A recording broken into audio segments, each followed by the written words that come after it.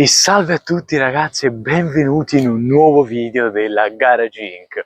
Come ben potete vedere dal titolo, oggi mi trovo in un posto esotico, ovvero il tetto del mio palazzo, rigorosamente Versace, per fare un tutorial di come utilizzare il DJI Mini 4 Pro, ma più in generale di come utilizzare un drone DJI, anche perché più o meno le caratteristiche sono simili, cambia solo qualche funzione tra un modello e l'altro. Questo video lo dedico dal profondo del mio cuore a tutti coloro che si approcciano per la prima volta al mondo dei droni. Bene, dunque direi ho già visto un paio di gabbiani che sono praticamente i nemici peggiori dei droni. Devo un attimo cercare di avere la meglio su di loro e poi passiamo al tutorial vero e proprio. Ci tengo comunque a scusarmi con tutti voi nel frattempo che setto un attimo tutta una serie di impostazioni e avvio il drone. Ci tengo a scusarmi con tutti voi per aver pubblicato il video come al solito in ritardo, ma ieri c'era un vento talmente forte che non volevo che il drone facesse la fine della Costa Concordia e quindi ho dovuto rimandare ad oggi dove c'è un bel tempo e il vento è pressoché inesistente. Già ci sono i gabbiani, sommati al vento diciamo è impossibile utilizzare il drone e quindi sono stato costretto a rimandare ad oggi. Come vedete fa un freddo incredibile, infatti mi trovate in giacca proprio perché sarei già morto senza di essa. Eccoci nel vivo del tutorial. Ora vi andrò a mostrare una serie di impostazioni e funzioni del drone. Innanzitutto, come potete ben vedere, io ho collegato il drone al telefono tramite l'apposito cavo. Ho acceso il drone, ovviamente. Andiamo alla schermata del radiocomando. Un momentino. Allora, questo è il radiocomando. Come potete ben vedere, troviamo in alto a destra l'indicatore della batteria, troviamo in percentuale, quindi in questo caso il 96%, a fianco sta scritto, quindi troviamo 4 zeri, però quando il drone andrà, quindi inizierà a volare, vedremo che comparirà la durata esatta della batteria in minuti e secondi. Poi vediamo il simbolo della qualità di segnale tra il radiocomando e il drone, in questo caso è il massimo perché il drone è qui vicino. Poi vediamo i satelliti che vengono raggiunti quindi dal radiocomando, dal drone, vediamo l'indicatore dei sensori, vediamo il tasto per scattare foto che può essere sostituito anche a quello del radiocomando, ma io preferisco utilizzare quello del radiocomando. Troviamo poi il tasto per i video, per vedere i vari file del telefono, e poi troviamo il tasto per le modalità, un pannello laterale, la modalità autofocus, il tasto per passare da orizzontale a verticale e una serie di tasti, quindi di funzioni un po' più avanzate qui sul pannello a sinistra. Troviamo indicata la modalità in alto a sinistra a cui stiamo volando, in questo caso quella normale. In alto, quindi dopo a destra della modalità normale, troviamo una serie di messaggi che ci compaiono per avvertirci. In questo caso è un errore che poi andrò a fixare, ma niente di preoccupante. E poi troviamo in basso a destra una serie di setting per le foto, quindi il formato, la memoria disponibile, il formato che può essere JPEG, RAW, JPEG più RAW. Troviamo poi, possiamo passare dalla modalità automatica a quella Pro, che è un po' più complicata perché troviamo una serie di valori in più da settare in automatico, in autonomia. Io consiglio per i principianti la modalità automatica, che permette quindi già di avviarsi ad utilizzare il drone senza una conoscenza approfondita di tutta una serie di funzioni. Infatti ora noi utilizzeremo quella automatica per il resto del video. Vediamo quindi qui indicati in basso l'altezza percorsa in verticale, la distanza orizzontale, la velocità verticale e orizzontale. Qui vediamo una serie di pannelli, ecco la mappa per vedere dove si trova il drone rispetto al punto di partenza del radiocomando, oppure la mappa per il tracking, oppure appunto la visuale, i sensori. Questa è la mappa per i sensori, però ovviamente dopo il decollo si può vedere, come abbiamo detto. Perfetto. Io direi di passare a vedere le varie modalità e il pannello. Allora, prima di partire con il volo vero e proprio e con una serie di funzioni più semplici, quindi piuttosto semiautomatiche da poter utilizzare in tutta comodità e autonomia, io direi di andare un attimo a vedere almeno per fare una visualizzazione veloce delle varie funzioni del pannello in alto a destra. Quindi vedere un attimo tutti i settings, tutte le impostazioni presenti nel pannello in alto a destra, che è un pannello dedicato principalmente a coloro che sono un po' più esperti. E ora andrò quindi a farvi vedere tutte le impostazioni al suo interno, vi darò alcuni consigli, ma molte di esse le andremo a saltare, poiché un po' più complicate rispetto al normale, e anche perché molte, diciamo, vanno bene anche predefinite, poi ci si cambiano molto spesso o dopo che ci si fanno una serie di voli, e quindi in base alle proprie abitudini, alle proprie priorità, alle proprie qualità e alle proprie necessità. Eccoci qui. Bene ragazzi, io intanto mi scuso per queste inquadrature piuttosto scadenti, ma non possiedo più di 2 telefoni cellulari, anzi ne possiedo uno, l'altro lo sono andato a chiedere in prestito a famiglia, quindi alla famiglia, e quindi mi trovo qui con queste inquadrature abbastanza mediocri e spero che si veda tutto. Allora, prendo il pannello in alto a destra, vediamo le funzioni riguardanti la sicurezza. In questo caso quindi i sensori di cui è dotato il DJI Mini 4 Pro sono omnidirezionali, e quindi il drone è in grado di vedere in tutti a 360 gradi gli ostacoli e evitarli. In caso quindi ci si avvicini, cioè si vada proprio volontariamente contro un ostacolo, se i sensori sono attivati il drone si fermerà in automatico a una determinata distanza, nonostante per esempio ci si continui ad andare avanti, quindi andare contro all'ostacolo.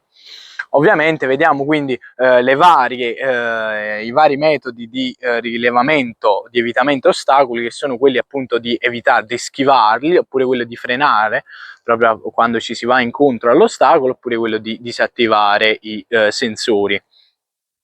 Vediamo poi appunto il bypass può essere normale o elegante, ovvero il drone può rimanere fermo a una distanza di circa 1-2 metri dall'ostacolo, oppure se si mette l'opzione elegante si avvicina di più il drone, quindi lo va a sfiorare di più rispetto a quella normale. Vabbè, poi la modalità, la mappa radar, come penso sentiate, ci sono una serie di gabbiani nei dintorni, e questi mi complicheranno veramente molto la vita. Continuiamo, vediamo quindi il ritorno il return to home, ovvero il ritorno al punto di partenza, che in realtà può essere anche cambiato, quindi non è per forza il punto di partenza, ma il punto che si imposta. Può essere o ottimale o preimpostato. La modalità preimpostata è la modalità, diciamo, di ritorno al punto di partenza vecchia, quindi dei modelli precedenti. Qui c'è l'opzione di poter, qui abbiamo l'opzione di scegliere tra le due varianti, ma ovviamente io consiglio quella ottimale, che permette quindi di consumare meno batterie rispetto a quella preimpostata, che fa la classica traiettoria a U, ovvero il drone in base all'altezza in cui si trova andrà a scendere o a salire all'altezza impostata, poi percorrerà una traiettoria orizzontale e poi scenderà nel punto di partenza. possiamo appunto aggiornare il punto di ritorno man mano che il drone è in volo, quindi possiamo anche cambiare il punto in cui andrà a ritornare in automatico se attiviamo la suddetta funzione Return to Home, al punto dove si trova il radiocomando, al punto dove si trova il drone in quel momento. Abbiamo quindi tutta un'altra serie di impostazioni un po' più complicate. Vediamo le impostazioni per la distanza massima e l'altezza massima. Ovviamente per chi non ha la patente non può andare a un'altezza superiore a quella di 120 metri e vabbè, la distanza orizzontale non ci sono limiti, ovviamente bisogna tener conto di quando si scarica la batteria.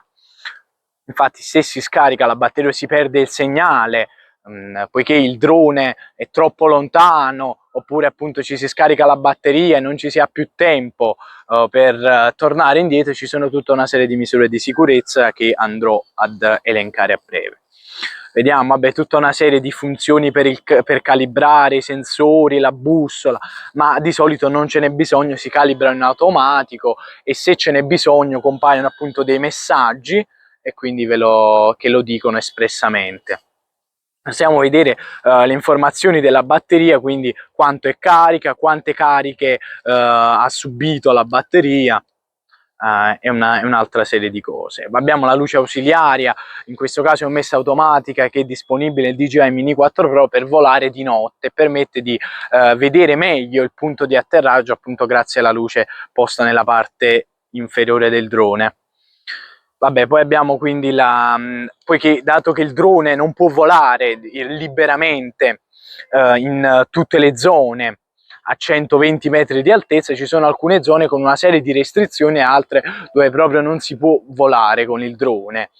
Per sapere dove poter volare liberamente o dove poter volare con restrizione, dove non si può volare, è presente un pannello proprio in questa applicazione che dopo andrò a spiegare come scaricare e come utilizzare, ovvero DJI Fly, che vi permette di visualizzare tutte queste informazioni tramite la geolocalizzazione, quindi in modo molto semplice.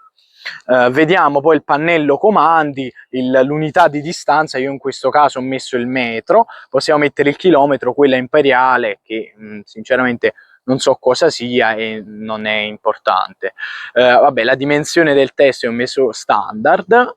Vediamo poi, ecco, tutto un pannello piuttosto dedicato a coloro che se ne intendono di più, ovvero la velocità massima. Potete quindi settare voi la velocità massima a cui andrà il drone, anche quindi se spingete la levetta al massimo in avanti non supererà la velocità di 8 metri al secondo in questo caso, come impostato io.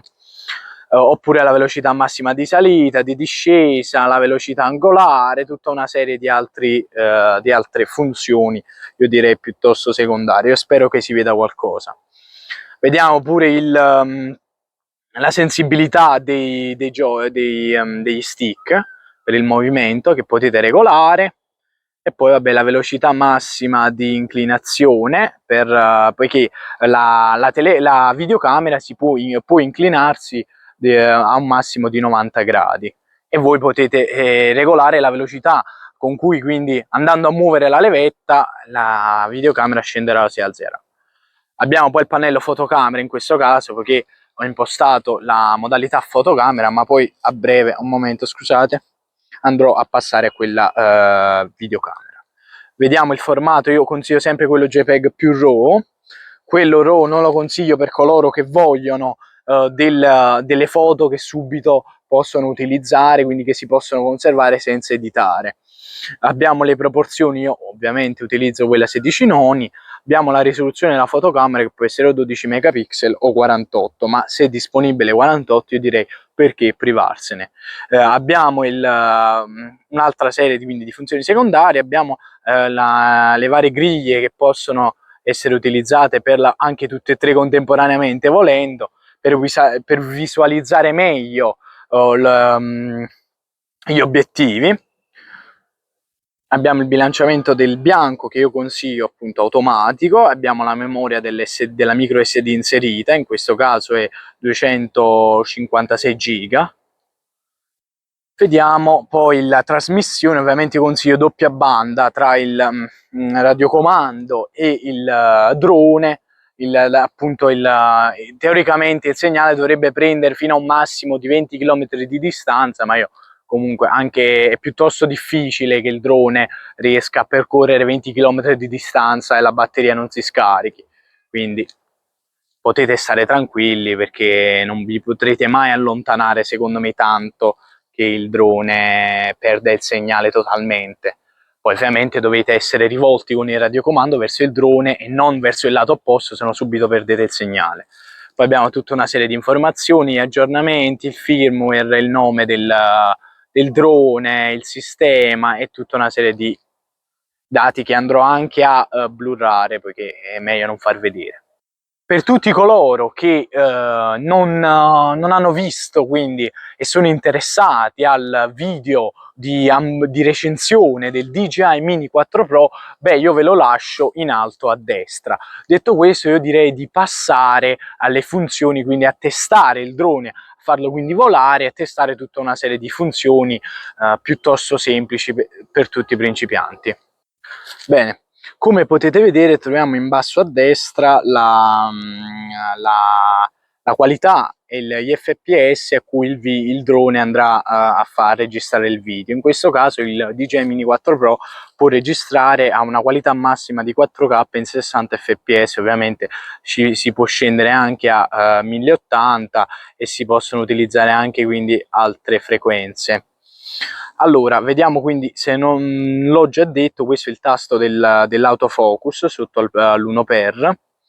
Vediamo a sinistra il tasto quindi per il decollo automatico. Il drone, utilizzando questo tasto, si alzerà a un'altezza di 1,2 metri in automatico, e questa è un'altra funzione molto utile per i principianti, che vi permette anche di consumare meno batteria, poiché il decollo automatico è un decollo piuttosto equilibrato, che non va a sfruttare quindi in modo eccessivo la batteria e la potenza del drone, per chi non sapesse decollare in modo, diciamo, professionale.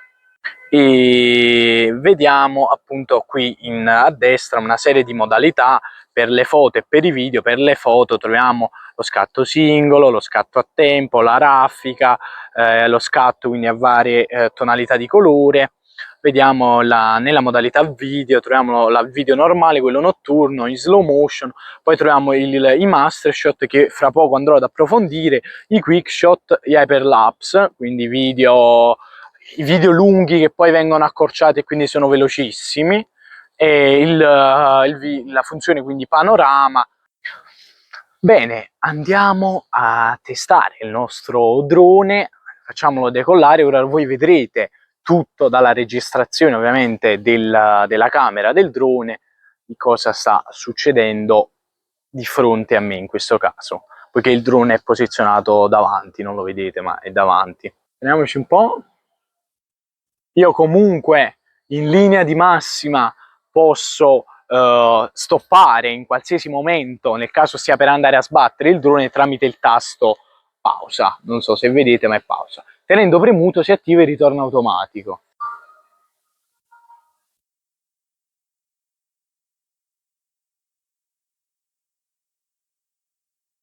Perfetto, questa è la modalità quick shot, quindi che vede il volo, che vede un volo quindi obliquo, in diagonale, per essere più precisi.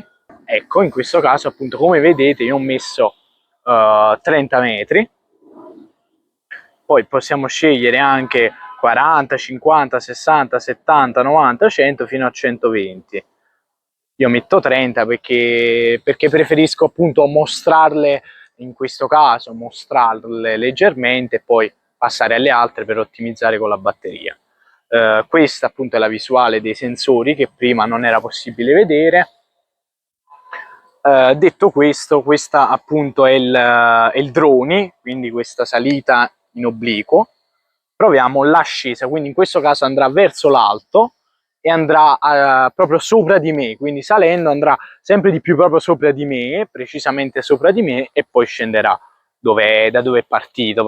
Questo è il bello di queste funzioni, che più o meno si autoregolano da sole ed evitano qualsiasi possibile incidente. Poche volte c'è bisogno del tasto stop, ma solo quando ci si attivano queste funzioni proprio in uno spazio chiuso, e lì bisogna ricorrere a misure estreme. Ma io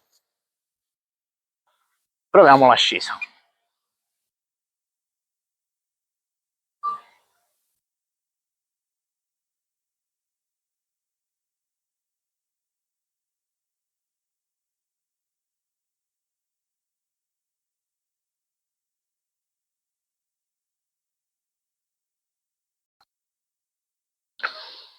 Allora ragazzi, mentre stavo mostrandovi i quickshot e i mastershot, mi sono accorto che la luce se n'è totalmente andata, quindi il tempo è cambiato nel giro di pochi minuti. Nonostante fossero le 5 di pomeriggio, è arrivato il buio assoluto, e quindi sono stato costretto a chiudere la registrazione e a fermarmi, e molto probabilmente le funzioni rimanenti le mostrerò in un prossimo video, quindi dividerò la guida in 2 video diversi.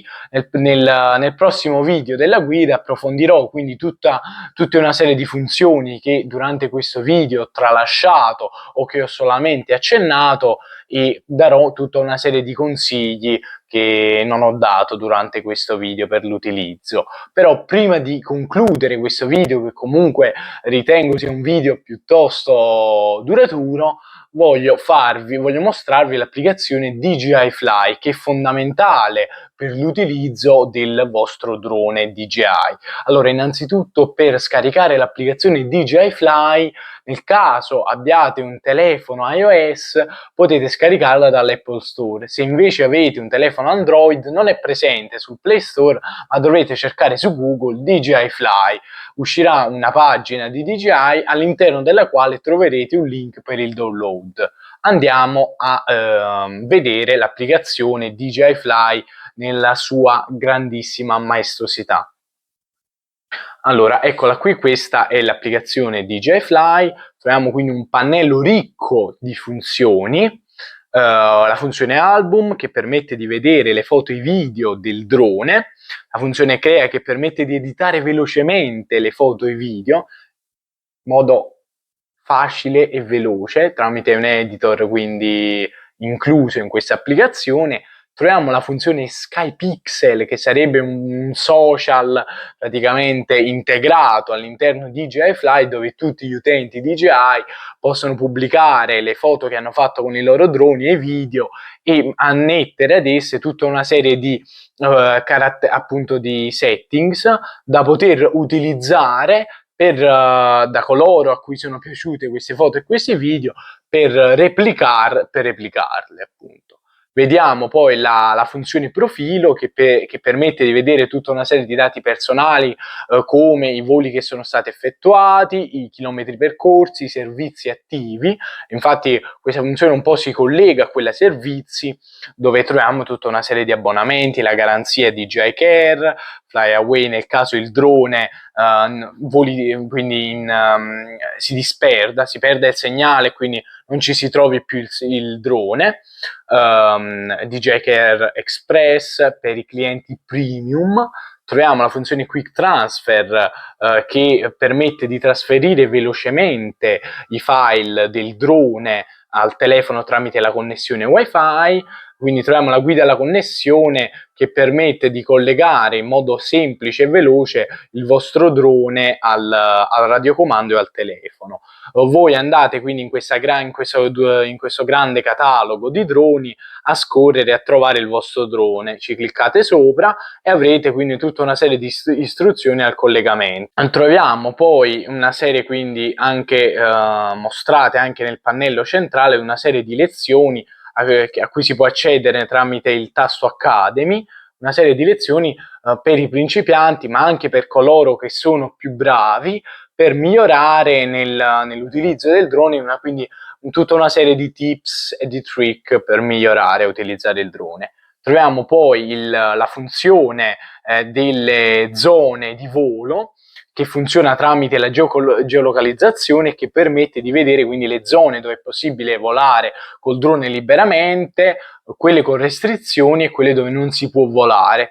Tramite appunto la geolocalizzazione è molto facile visualizzare queste zone e vengono consigliati tutta una serie di fly spot, ovvero di punti dove è consigliato stesso dagli utenti di utilizzare il drone, poiché è possibile godere appieno del panorama. Bene, detto questo, io vi consiglio di iscrivervi al canale e di cliccare sulla campanellina nel caso vogliate rimanere aggiornati per i prossimi video, e io vi lascio un buon proseguimento e noi ci vediamo in un prossimo video della Garage Inc. A presto!